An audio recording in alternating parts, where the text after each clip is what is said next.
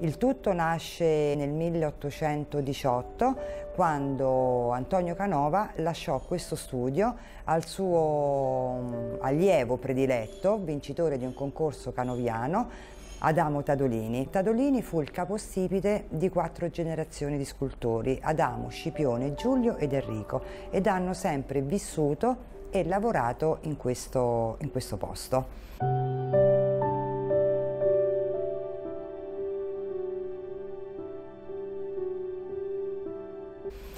È stato questo posto abbandonato per circa 40 anni perché dalla morte dell'ultimo scultore Enrico ne rimasero praticamente custodi la moglie e successivamente la figlia. Venuti a mancare loro, questo posto sarebbe stato smembrato, nessuno avrebbe mai saputo niente della magnificenza di tutto questo posto, per cui noi come antiquari, la mia famiglia, siamo intervenuti e abbiamo acquistato tutte le opere. È una collezione di circa 500 pezzi tra statue finite e bozzetti preparatori, e con l'andare del tempo abbiamo cercato di farlo vivere, perché solo come museo, come gipsoteca non attirava molte persone, per cui abbiamo creato questa formula della ristorazione, prima solamente con una caffetteria interna, sala da tè, poi man mano nel corso degli anni abbiamo allargato anche con la ristorazione. Poi siamo stati forse i primi, dei pionieri a mettere la ristorazione, tant'è vero che insomma è stato anche abbastanza difficoltoso, perché la burocrazia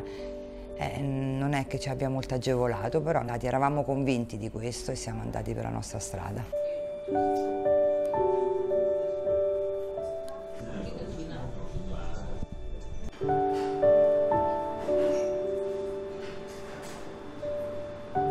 Le opere che sono qui sono nate tutte dal laboratorio che abbiamo noi interno, dove c'è proprio la vasca. L'edificio si compone in 2 parti, la parte sotto dove ovviamente ci sono anche dei tavolini, però abbiamo lasciato molto più spazio alle opere d'arte. Sopra, sempre inserito in un contesto di opere più piccole, abbiamo 6 sale che noi abbiamo dedicato praticamente, abbiamo chiamato con il nome dei vari scultori, Adamo, Scipione, Giulio ed Enrico, e abbiamo cercato di fare anche una ristrutturazione abbastanza non troppo invadente, proprio per lasciare quel sapore di come era allora. La maggior parte della produzione veniva fatta in gesso, perché siccome avevano delle committenze, loro lavoravano molto sulle committenze, facevano una bozza per poi poterla modificare a piacimento del committente. Sono tutte originali, perché il bozzetto preparatorio è la fase antecedente al calco, per cui è proprio quello dove l'artista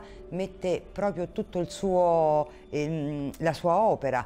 Poi dopo veniva fatta o la fusione in bronzo oppure la statua in marmo, a piacimento ovviamente di chi l'aveva commissionata. Gli italiani, o forse perché siamo talmente tanto abituati a essere circondati da arte, che forse a volte tralasciamo dei piccoli gioielli, ecco. Mentre lo straniero ama molto, perché più dell'italiano riesce ad afferrare l'anima di questo posto, viene attratto proprio dall'arte.